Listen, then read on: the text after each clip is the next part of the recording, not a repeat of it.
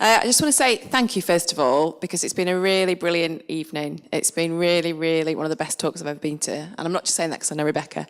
I wondered if class does have a regional, if there's a northern, southern kind of difference, or whether class is fairly universal across the country. I think that's a great question. Who wants to start with that? I do have good opinions about this myself. Well, I'm a southerner, so who wants to answer from a northerner's point of view? Well, I think it's relative. Should I start? I think it's relative. I think, you could be fairly middle class round here, and then you could go to another location and they'll just fall about laughing at you, thinking you're working class. Do you sort of see what I mean? So I think it's a really tricky definition of who and what. Sometimes it's not about the class that you put yourself in, it's what other people put you in, how other people categorise you. Yeah, and as a southerner, actually as a Londoner, I know that there are loads of southerners that hate me as a Londoner. So there's even that bracket as well, right? So because compared to friends that were brought up in Kent that didn't have a museum and, a shopping centre that, where I could eat roti at lunch, or, I had a very different sort of experience. So it is kind of, I don't know. And does anyone else want to? I've not really answered that, but because it's not just a northern southern thing, right? Even amongst the southerners, there's this big divide between London and everywhere else. And having moved to Stoke-on-Trent as well, I was talking with Dave just about that being such an eye-opening experience. Actually, the sort of the shit going on Portland Street being very different to the estate where I grew up, for instance. The kind of fear that you experience in London on an estate is different to kind of the sort of the stuff going on Portland Street, which is just this constant antisocial behaviour. It's not like the fear of gangs, say. I don't know. So there's those different experiences that make it all very different. Anybody else want to do the north-south thing? It's slippy, isn't it? Are you from the north, William? Is it working? It's weird, isn't it? I sometimes get offended when people call me middle class, and I am middle class compared to, what I used to be. But I'm born and bred. I still live where I was born and bred, and I was thinking about it on the way over today. Every day, I drive through the estate where I used to live to get to work, to my middle class job as a lecturer. Why aren't you just a working class person in a middle class profession? Why have you decided? I'm not saying that's you're wrong. Other people who I'm not saying you're wrong. Yeah. I'm just wondering what's the difference. Well, to me, it's about other people, and it's about the other, because it's their response to me. At weekend, I like to feel like I'm more working class at weekend because I'm hanging around with my old friends, but they call me middle class. And I can sometimes feel myself getting really wound up by it. But I don't know. It's tricky, isn't it? Because it does seem to change depending where I am. And I do remember when I was trying to get a job as a lecturer, I used to have quite a lot of tattoos. And somebody were talking about barriers earlier and not being welcome and stuff.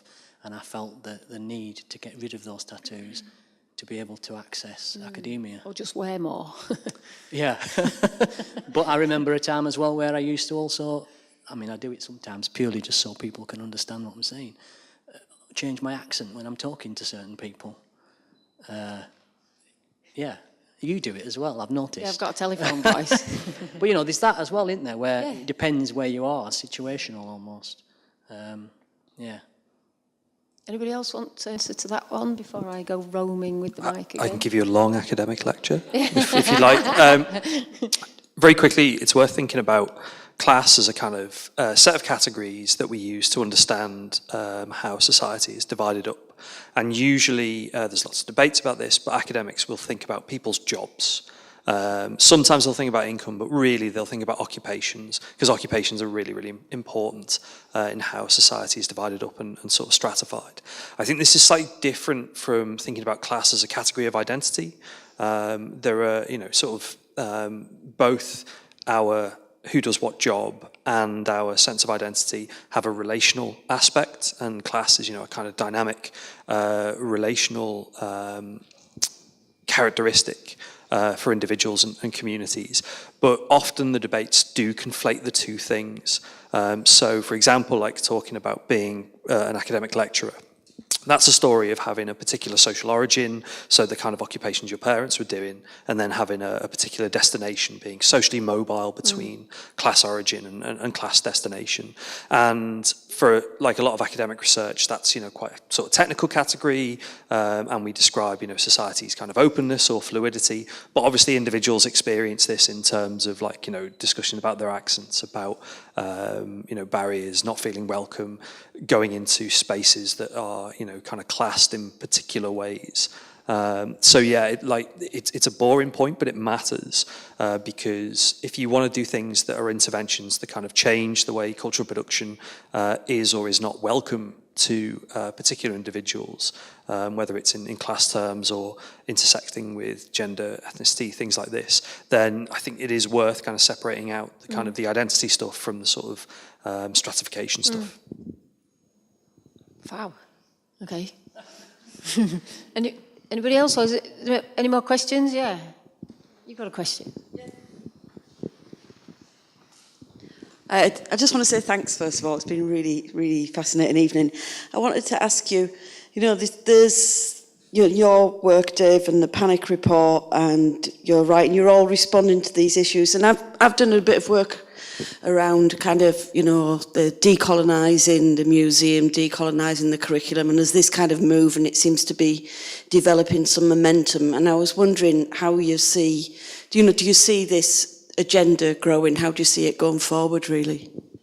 That's a massive conundrum, but I'll just put it in the room. I mean, it's probably more appropriate for like actual practitioners to answer, because one of the things we encounter, myself and my colleagues, is it's quite sort of easy for social science to say, the museum is a middle class, highly kind of sexist and probably almost certainly institutionally racist kind of machine that's, carries its Victorian legacy and blah, blah, blah. And then actually, like, people have to do this stuff, like, people have to, like, turn up to work and think about curatorial choices, think about audiences, think about how do we keep this institution open? We don't want it to close. So, yeah, I'm very pessimistic because that's what roughly the social science kind of points you in the direction of, particularly in terms of things work, at least as far as I can tell, for sort of 3 or 4 years, and then privileged groups get hold of them and they stop working and you need new things. But really it's more a kind of practice question. You're an artist. Okay. Well, but that's kind of from the within the sort of limitations or conditions of an institutional sort of setup, and I guess that's why I love working outside of galleries and museums and working collaboratively, where we set the rules and we set the agenda and everyone's quite clear on what's going on, basically. I did for years work at Whitechapel Gallery, and it felt, off the record, but I was quite honest about this actually when I was working there, running these community workshops for 3 years. Sometimes it felt like the entrance that those community groups came through that gallery was through the equivalent of the luxury housing pour door. So it's kind of backdoor, invisible work that's going on and needs to be made more visible. And it is, often in these places, it's a kind of tick box. So yeah, this kind of, those issues always, but I don't know how anyone else is kind of challenging that. Yeah, I suppose we started with the Panic Report's kind of very pessimistic outlook on what we can do to change anything. And I did feel a bit of sort of, okay, then shall we just all go home and give up moment before I got up on the stage. And I guess I understand and if I make any kind of analysis, I understand and analyze this in terms of power, and whether we're talking about race, class, gender, whatever we're talking about, it's really about who is in control, who has resources, and who makes the decisions. And currently, we are not in a position to make those decisions. However, I don't have the pessimism that the sociologists have, because I believe that it is possible to make change. And it is very difficult to make change, but I have to believe that what I'm doing can have some kind of impact. Otherwise, why would I be here? So I can't give you a kind of definitive, a definitive kind of strategy. This is how we're going to do it. But I do think that it is possible for institutions to be changed.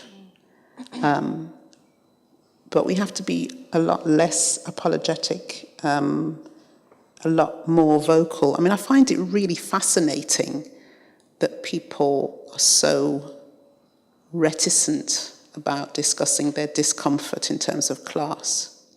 And I suppose for me, perhaps because there is no way of hiding my racialized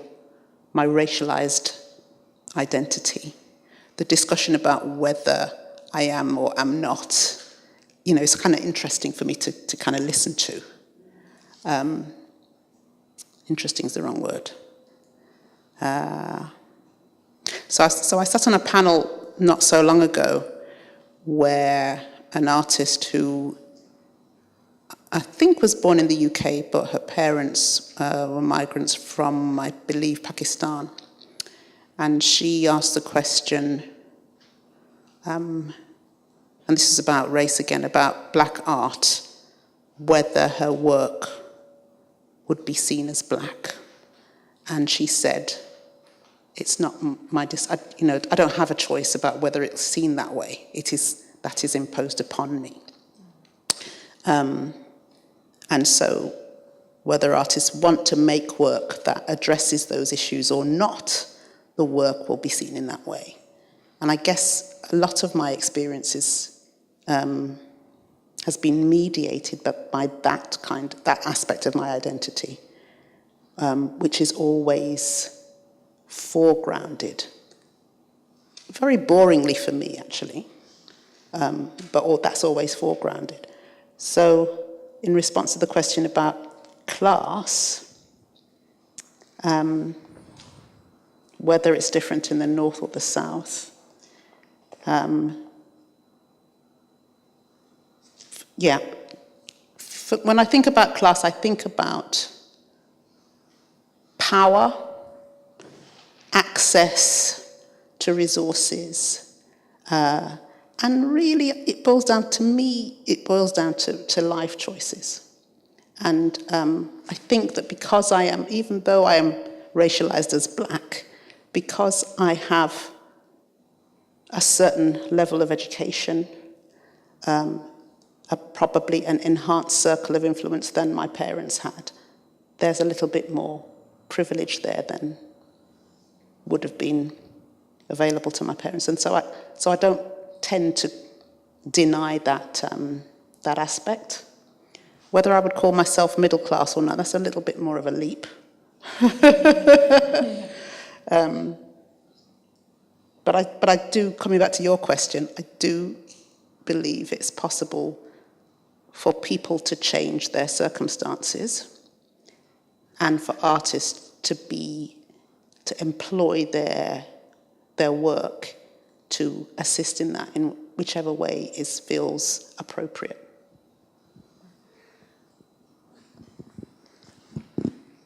I'm really aware of times if we just do a few more words and then we might. I know other people have their hands up, I'm sorry. I just quickly want to pick up on the last point of whether we're optimistic or pessimistic and what are the reasons for that. I mean, obviously I worked at an institution for the last 5 years who kind of, I think, are quite good at recognising their responsibility, and on the other side of that, they're good at recognising how they need to diversify in order to engage different audiences and get those audiences through the doors. I think for things to change, I think bigger institutions can help and aid that, and there can be a trickle down, but also there's people with voices on social media who can kind of call people out if those things aren't happening. So, there's a balance between that kind of cynical, well, we need to be seen to be changing, but I think there are certain people within certain organisations who understand the necessity to change, and part of that can come through kind of buying a different type of art for their collections and broadening their collections. And then the knock-on of that, I think, is by displaying those different types of artists from the collections in shows. And so it's about programme, and it's about representing audiences through programme. And once people can see themselves represented in the programme, then it's not get them through the doors and then we'll change. It's we have to change to get those people through the doors. So whether it's comes from a good place or not, and I think it's a bit of both. I think greater diversity, whether it's class or race or gender, and it should be all, I think it's all of those things.